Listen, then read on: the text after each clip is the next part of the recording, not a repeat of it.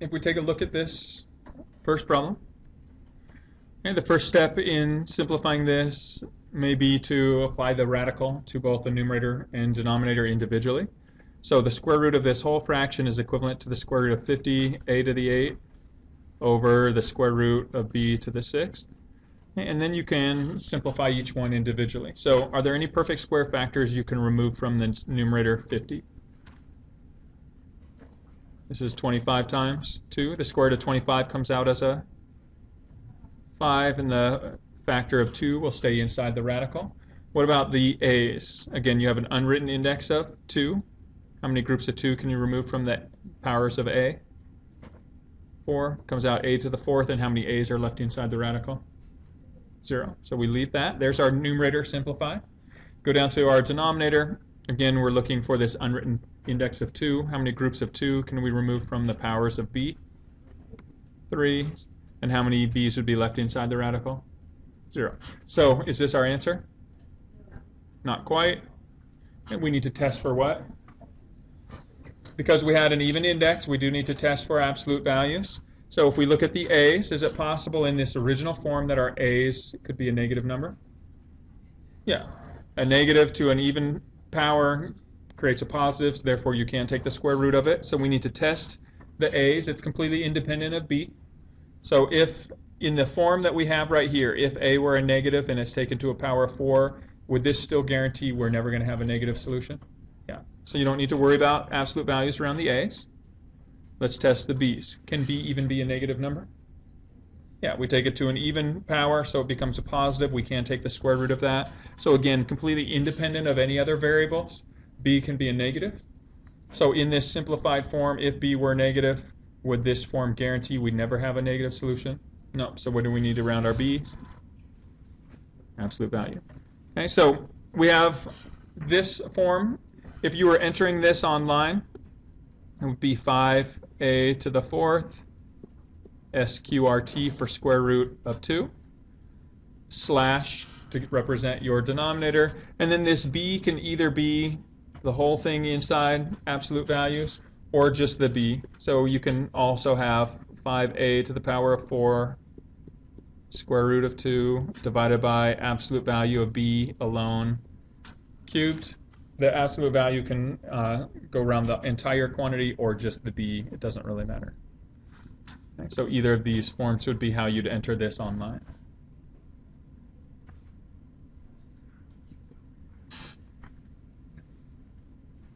Right, let's take a look at the properties involved here. There's a couple different components to this. The first is the first component is the power to a power property. So for each of these individual factors, we're taking the power to a power, and what do you do when you take a power to a power? You multiply. So we're going to multiply 2 times 2n minus 3, and in the second factor, we're going to take our 2 multiplied by 2n plus 3. Right? And so when we simplify each of those, we'll distribute through. We get 4n minus 6 as one power, and then when we distribute through here, we get 4n plus 6. Okay, so that's the first part of this. The second part is the second component to this is to take the property when you multiply two exponents with the same base. What do you do with their powers? You add them. So we're going to take our common base a, and we're going to add the powers 4n minus 6 plus 4n plus 6. And when we simplify this, the minus 6 and plus 6 cancel, leaving a to the 4n plus 4n or 8n. And that would be your solution. And so when you write this online, you would write a to the power of, because our power contains two factors, you're going to put grouping symbols around it. Again, these are two different things, technically. Here, this is a to the 8th times n, whereas this is a to the power of 8n. So we want to leave it in this form with grouping symbols around the entire quantity 8n.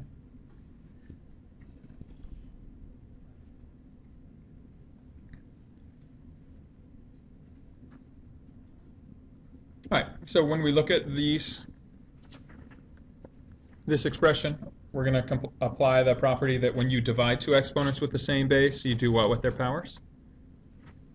subtract. So we're going to take our numerator's power, 2n minus 3, and from that we're going to subtract the power of our denominator, 2n plus 3.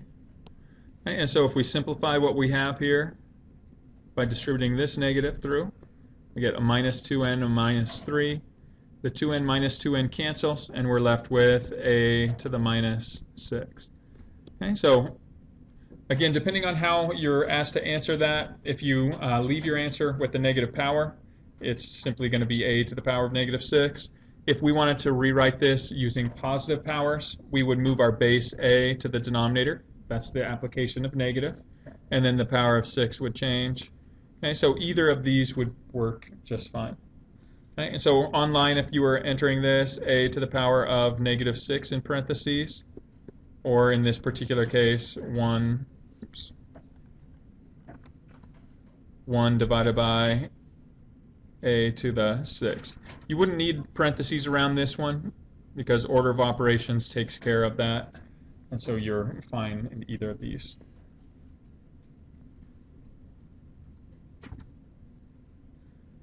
All right, a couple different ways you can approach this problem. One of the ways is you can combine this all into one single radical.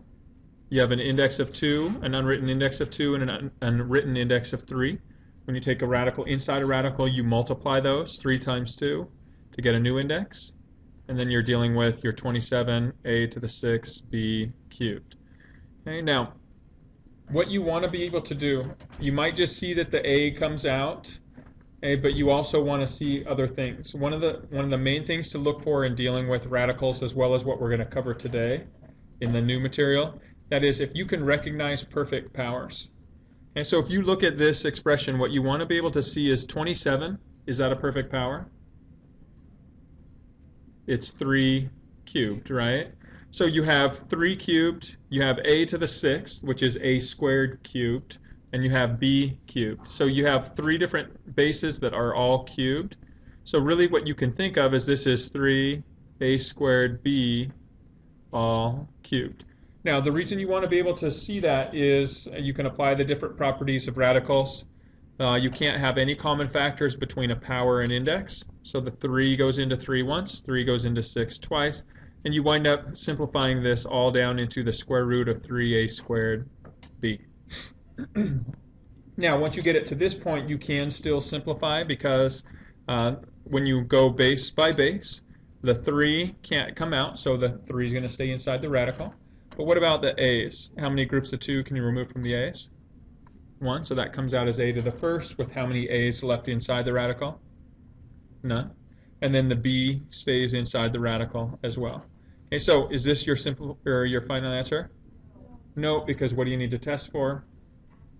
Because you have an even index, whether it's you're looking at this 2 or this 6, you do have to test for absolute values. So let's look at the a's. Okay, if you take a to the, or if a is a negative value, taken to an even power becomes a positive, so a can be negative, again disregarding whether it's completely independent of whether b is or is not. So if we look at a as a negative, is this simplified form guaranteed to never give you a negative solution? No. So what do you need around the a? Absolute values. Okay, and then what about b's? Can b be a negative? A negative cubed is a negative, so can you take a square root of a negative? No, so b can't even be a negative. So is that restriction shown in this simplified form? Yeah, you can see here b is under a square root, so it can't be negative. So you're good. You need the absolute values just around the a. Okay. All right. I mentioned there's another way that you can approach this. And the other way that you can approach this is these radicals can apply to the expression individually. So the cube root of the square root is equivalent to the square root of the cube root. It doesn't matter which one you apply first. And so what you could have done here is if you rewrite this or rethink of this as the cube root in here, well, what is the cube root of 27? 3. What's the cube root of a to the 6th? A squared. And what's the cube root of b cubed? B. So what you could have done here is you could have applied all of these and simplified into the expression 3a squared b, which would then take you right to this point, where you'd simplify it to the same answer either way. So, I mean, it doesn't matter which one you choose, whether you combine them all into one radical or whether you apply one of the two radicals first, it should still lead you to the same solution. All right, questions on that?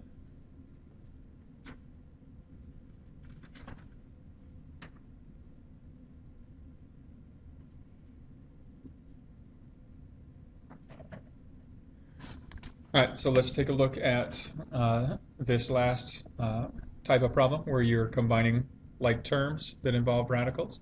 The first step in this is to simplify each individual term. Right? So if we go through, we're looking for perfect square factors we can remove from each of these numbers. So what perfect square is a factor of 45? Okay, so this is 9 times 5. The square root of 9 comes out as a 3. And you're left with the root 5 inside that radical. Right, in the second number, we have our 3 out front, but are there any perfect square factors you can remove from 12? 12 is 4 times 3. The square root of 4 comes out as a 2. The factor 3 stays inside our radical. The next one, we have our 4 out front. Are there any perfect square factors you can remove from 6? No. So we leave that just as it is. The whole 6 stays inside. Our last factor, the 7 out front, are there any perfect square factors you can remove from 20? Again, 4 with a factor of 5 left inside. The square root of 4 comes out as a 2, and the 5 remains inside that radical. Okay, so what we can now do is kind of simplify what we have. We have 3 root 5 plus 3 times 2, which is 6 root 3, minus 4 root 6. None of those can combine yet. And here we have root 5s, which are like terms. I'm just going to combine them vertically. I'm going to stack it in the same column. Negative 7 times 2 is negative 14 root 5. And now I'm just going to combine straight down these columns to get my final answer. I get negative 11 root 5 plus 6 root 3 minus 4 root 6. It doesn't matter the order that you write these.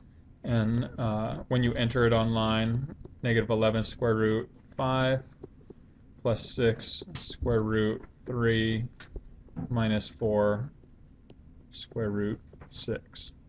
Okay, and so this would be one way that you could enter it. Again, any order of terms would be fine on this. It doesn't have to go in any specific order.